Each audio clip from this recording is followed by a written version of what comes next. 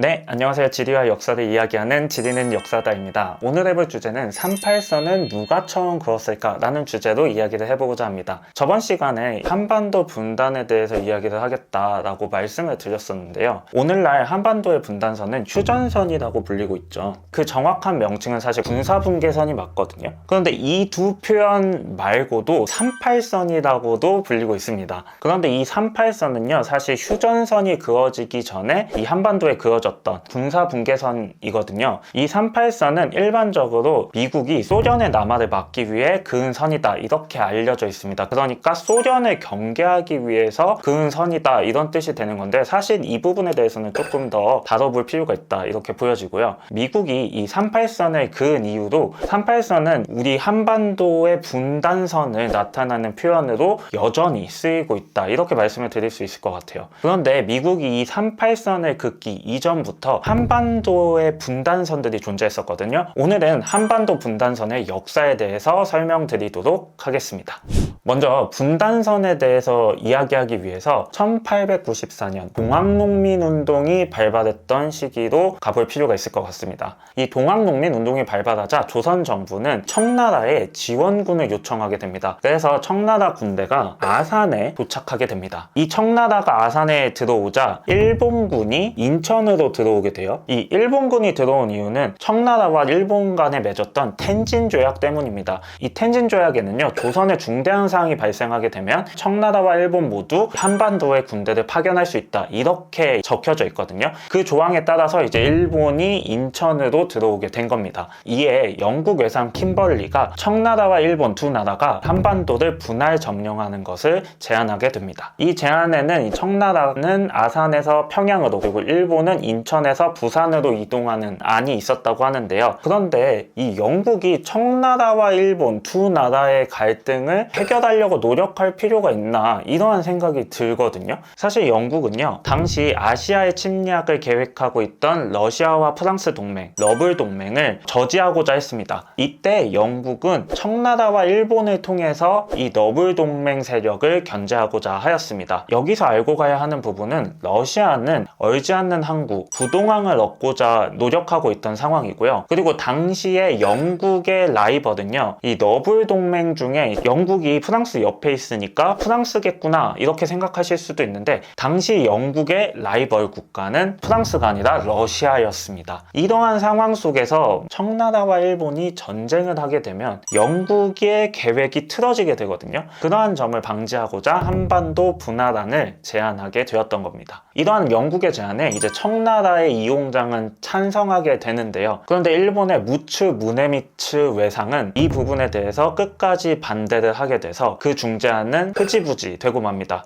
이때 일본이 반대했던 이유는 일본은 청나라와의 전쟁을 통해서 우리 한반도를 전부 다 차지하고자 했기 때문입니다. 그리고 결국 청나라와 일본이 싸우는 청일 전쟁이 발발하게 되고, 그 결과는 우리가 잘 알고 있듯이 일본의 승리로 끝나게 됩니다. 이때 일본은 청나라와 시모노세키 조약을 맺게 되는데요. 이때 요동반도를 차지하게 됩니다. 그런데 러시아, 프랑스, 독일 세 나라가 일본이 요동반도를 가진 것에 대해서 태클을 걸게 됩니다. 그러면서 일본이 이 요동반도를 청나라에 반환하게 되거든요. 이때 러시아는 대련, 여순 이 두 지역을 조차하게 됩니다. 이런 상황을 지켜봤던 조선 정부는 러시아와 조금 더 가까워지게 되거든요. 이에 위기감을 느꼈던 일본은 이제 여우사냥이라고 하죠. 민비를 시해하는 을미사변을 일으키게 됩니다. 그러자 이제 신변의 위협을 느낀 고종이 러시아 공사관으로 도망가는 아관파천이 발생을 하게 되거든요. 이렇게 되자 사실상 일본이 한반도를 차지하기가 되게 어려워진 상황이 되게 된 거예요. 이때 일본이 러시아의 황제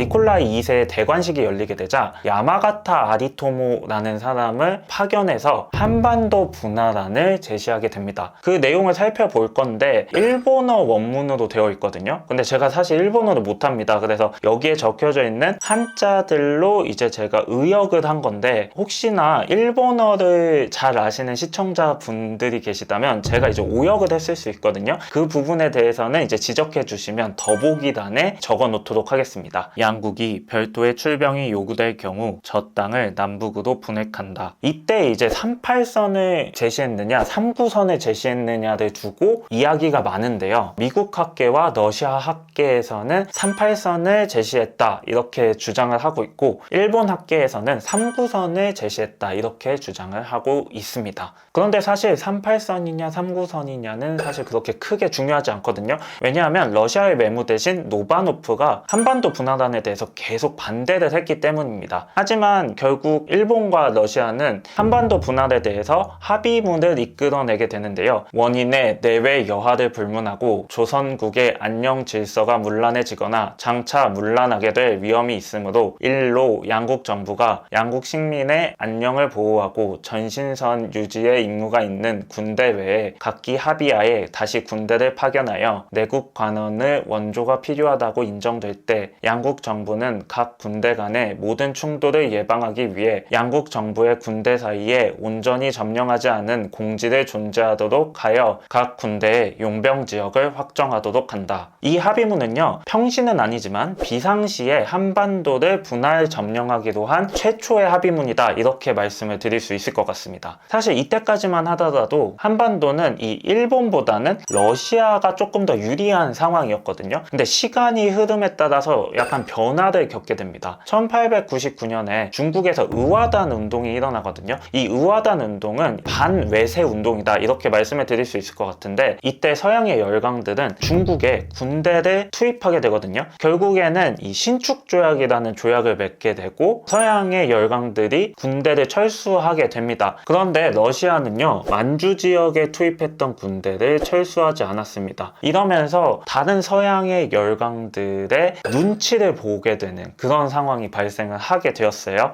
그리고 우리 한반도에서는 독립협회가 운영하는 만민공동회가 개최가 되거든요. 근데 이 만민공동회에서 주된 내용은 러시아가 한반도에서 이제 산림체벌권 같은 이권에 침탈해 가거든요. 이러한 부분들에 대한 비판적인 내용이 주를 이뤘습니다. 그러니까 러시아에 대한 부정적인 여론이 확산이 되고 있었다 이렇게 설명을 드릴 수 있을 것 같아요. 그러한 상황 속에서 일본이 한반도를 갖고 러시아가 만주를 갖는 만한 교환론을 주장하기 시작했습니다. 또 영국과 일본은 조선에 대해서, 그리고 영국은 청나라에 대해서 우월권을 갖는 영일동맹을 체결하게 됩니다. 그러니까 전세가 약간씩 일본한테 유리하게 변화되고 있었다 이렇게 설명을 드릴 수 있을 것 같아요. 상황이 이렇게 되자 러시아의 주일공사 로제는요, 3구선을 제안하게 됩니다. 한국 영토의 북위 39도 이북의 전부를 중립지대로 간주하여 양국의 약조를 체결하고 누구도 군대를 끌어들이지 않기로 상호 약조한다. 하지만 일본은요, 로젠의 3구선 제안을 거절하게 됩니다. 이후 이제 우리가 알고 있는 러일 전쟁이 발발하게 되는데요. 이때 러시아의 이제 발트해 지역에 있는 발트 함대가 러일 전쟁을 하기 위해서 오게 되거든요. 근데 이때 영국이 수에즈 운하를 관할하고 있었는데 이 수에즈 운하를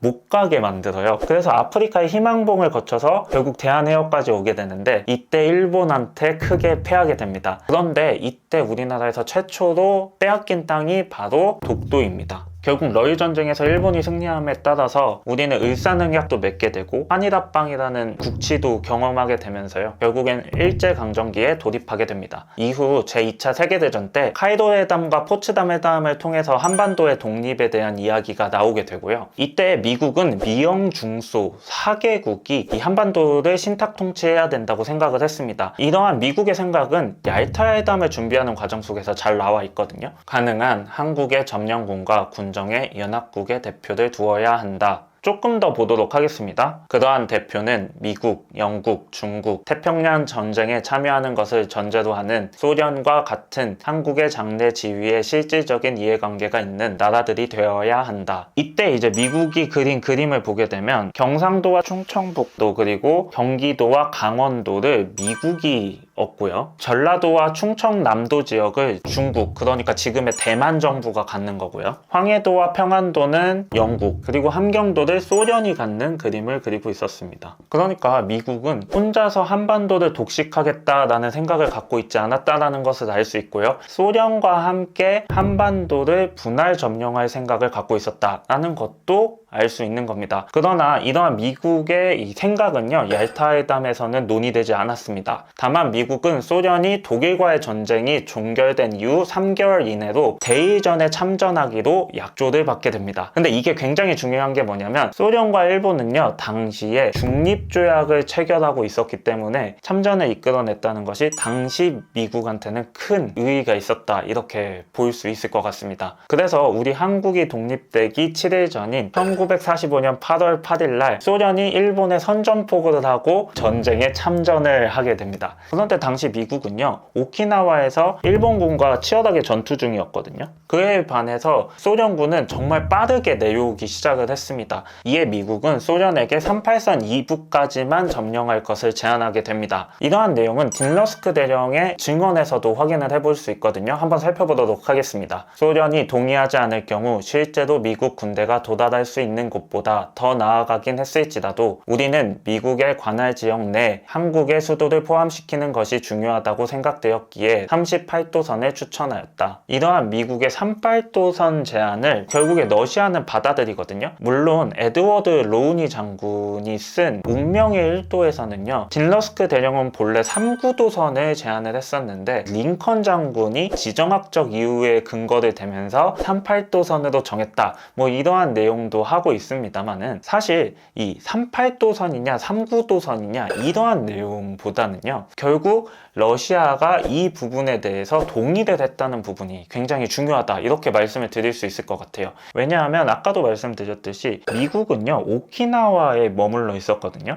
그러니까 소련이 내려오고 싶으면 한반도 전체를 다 차지할 수도 있는 상황이었습니다. 그럼에도 불구하고 38선을 내려오지 않았거든요. 소련이 동의를 한 이유에 대한 직접적인 어떤 근거 자료를 찾지는 못했지만 소련은요, 일본과 이전부터 이제 한반도를 분할하는 방안에 대해서 꾸준하게 논의를 해왔잖아요. 그러면서 아마 한반도를 온전히 차지하는 건 쉽지 않다 라고 생각했던 것이 아닐까, 이런 생각이 듭니다. 그리고 상대가 심지어 일본에서 미국으로 바뀌었잖아요. 더 강해진 상대와 상대를 해야 되는 거거든요. 그렇기 때문에 38선 제의를 받아들이지 않았을까, 이러한 좀 추측을 해봅니다. 이러한 한반도 분할 점령에 대한 내용이 공식적으로 적힌 최초의 문서는 일반 명령 1호거든요. 한번 살펴보도록 하겠습니다. 만주, 북위 38도 이북의 한국, 카라후토, 그리고 쿠릴열도 내에 있는 일본 지휘관과 모든 육해 공군은 소련군 극동사령관에게 항복한다. 조금 더 보도록 하겠습니다. 일본 본토 및 그 부속도서, 북위 38도 이남의 한국, 육휴열도, 그리고 필리핀 내에 있는 대본영과 그 지휘관, 그리고 모든 육해 공군은 미군 육군 총사령관에게 항복한다. 이후에 이제 미 영소 3국은 모스크바 상상회의를 개최하게 되거든요. 이곳에서 이제 한반도를 5년 동안 신탁 통치하기로 합의를 보고 미소 공동위원회를 개최하겠다, 이러한 내용들을 합의를 하게 돼요. 그런데 이때 한반도에서는 신탁 통치 관련된 내용에 대해서 오보가 발생하게 되거든요. 이 신탁 통치 제의는 미국이 한 거고 당시 소련은 이 신탁 통치를 빨리 끝내고 한반도를 독립시켜야 된다, 이러한 주장을 하고 있었거든요. 그런데 반대로 한국의 언론에서는 소련이 5년간 신탁 통치를 하자고 제안했다, 이렇게 오보를 낸 거예요. 그래서 당시에 움츠리고 있었던 친일파들이 신탁 통치를 반대하는 반탁 운동을 전개하면서 친일파가 득세하게 되는 그러한 사건이 발생하게 됩니다. 어찌됐건 그 이후에 이제 아까 미소 공동위원회를 개최하기로 했다고 말씀을 드렸잖아요. 두 번의 미소 공동위원회가 개최가 되기는 했는데 끝내 결렬이 되고 말았습니다. 그러한 과정 속에서 결국 한국전쟁이 발발하고 말았습니다. 이후 3년간의 전쟁 끝에 정전협정을 맺게 되죠. 한 개의 군사 분계선을 확정하고 쌍방이 이 선으로부터 각기 2km씩 후퇴함으로써 적대 군대 간에 한 개의 비무장지대를 설정한다. 한 개의 비무장지대를 설정하여 이를 완충지대로 함으로써 적대 행위의 재발을 초래할 수 있는 사건의 발생을 방지한다. 결국 이 정전협정문에 따라서 오늘날의 이 군사 분계선이 결정되게 되었거든요. 그리고 70년이 넘는 세월 동안 아직도 우리는 이 분단의 역사 속에서 살고 있습니다. 네, 오늘은 38선은 누가 처음 그었을까? 라는 주제로 이야기를 해보았습니다. 어떠셨나요? 제가 아까 이제 청일전쟁부터 언급을 했어서 그러면 우리나라 최초의 분단선은 영국이 그었나? 이렇게 생각을 하실 수도 있을 것 같은데 사실은 또 그 이전에도 한반도 분단에 대한 논의가 있었습니다. 그건 바로 임진왜란 때인데요. 도요토미 히데요시가 정명, 그러니까 명을 정벌한다는 이유로 임진왜란을 벌였잖아요. 그런데 결국에는 명군과 일본군 사이에서 강화교섭이 열리게 되거든요. 그때 이제 도요토미 히데요시가 한반도 분화란을 제시했는데 이 내용은 강운수필이라는 책에 잘 나와 있습니다. 대명과 팔도를 분할하여 사도와 한성을 조선의 국왕에게 주겠다. 도요토미 히데요시는 경기도, 충청도, 전라도, 경상도 이 4도는 자기가 갖겠다라고 이야기를 한 거거든요. 그러니까 굉장히 무리한 요구잖아요. 근데 거기에서 더 나아가서 명나라의 황녀와 일본의 천황을 결혼시켜야 한다는 그런 조건도 제시를 했었거든요. 후에 더 많은 내용이 있지만 결국에 결렬이 되고 정유재단이 발발하게 되었습니다. 이러한 것을 보았을 때 일본은 이제 대동아 공영권을 항상 꿈꿔왔거든요. 대동아 공영권은 쉽게 말하면 일본이 동아시아를 다 먹겠다 이러한 생각이라고 보시면 될 것 같은데 이러한 일본의 꿈은 임진왜란 때부터 시작이 되었다 이렇게 볼 수 있을 것 같아요. 그런데 그러한 일본이 한반도를 온전히 차지하지 못하게 될 경우에 분화란을 항상 제시를 하게 되거든요. 그래서 정확하게 표현하면 38선은 일본이 처음 그었다 라고 말씀을 드릴 수 있을 것 같습니다. 그리고 한반도의 분단의 역사가 우리가 생각했던 것보다 훨씬 더 오래되었다 라고 설명을 드릴 수 있을 것 같습니다. 오늘은 조금 씁쓸한 결론이 나지 않았나 라는 생각은 합니다. 그래도 오늘 내용이 유익하셨다면 구독과 좋아요, 알림 설정 부탁드리겠습니다. 감사합니다.